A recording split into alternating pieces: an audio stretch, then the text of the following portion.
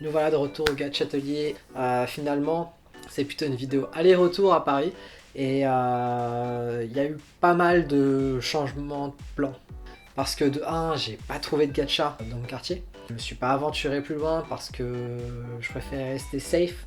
En soi, je me suis quasiment confiné pendant toutes mes vacances à Paris. J'ai également eu pas mal de problèmes avec les compagnies aériennes.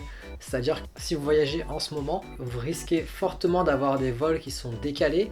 J'ai eu le droit à une erreur sur la reprogrammation de mon billet. Bref, c'est assez compliqué de voyager en ce moment et c'est la raison pour laquelle j'ai pas pris le temps de finir cette vidéo à Paris comme je voulais le faire. Après, globalement, j'ai été très triste de ne pas trouver de gacha à Paris. Si j'ai commencé cette chaîne, c'est parce que j'ai un très bon souvenir des gachas.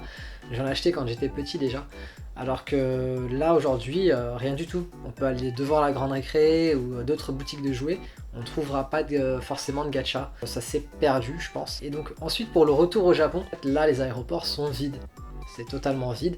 Et après, quand vous arrivez au Japon, bah, c'est à peu près comme dans les films. On va vous passer un petit brassard avec un petit carton vert, ce qui montre que vous êtes bien dans la zone de quarantaine, on va dire, de l'aéroport.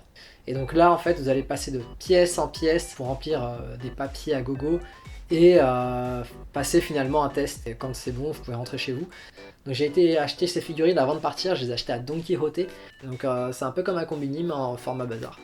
Et donc l'avantage de ce format là, c'est qu'on peut l'ouvrir à la maison. Je les ai pris en France au cas où, parce que si je trouvais pas de gacha, bah en fait je m'étais dit que j'aurais pu faire une vidéo tout simplement en ouvrant ça et présentant cette collection. Ce genre de boîte en général vous pouvez les avoir entre 550 yens pour les collections qui ne sont pas trop vendues et qui sont en magasin depuis un moment, à plutôt en général du 900-950 yens pour les collections les plus grosses, les plus chères.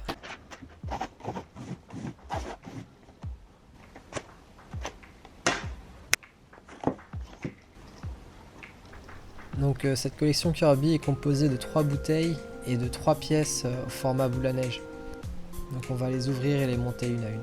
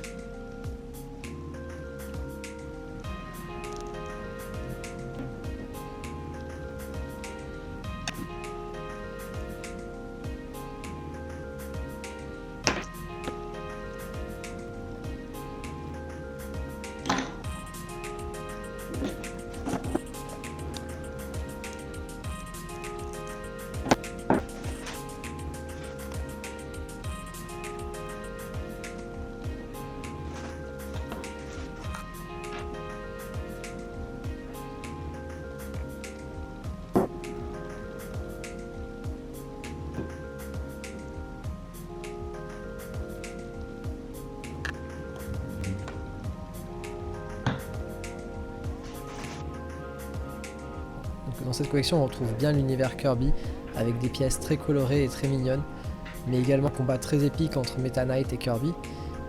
C'était une pièce que j'aurais bien voulu avoir, et sinon, à part ça, mes favoris restent tout de même les boules à neige.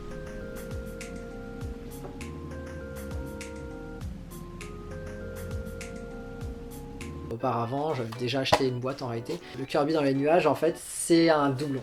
C'est un doublon, je l'ai déjà eu, je l'ai eu ici au Japon, quand j'avais testé cette collection il y a plusieurs mois. Et donc j'en profite ce coup-ci pour lancer mon premier jeu concours.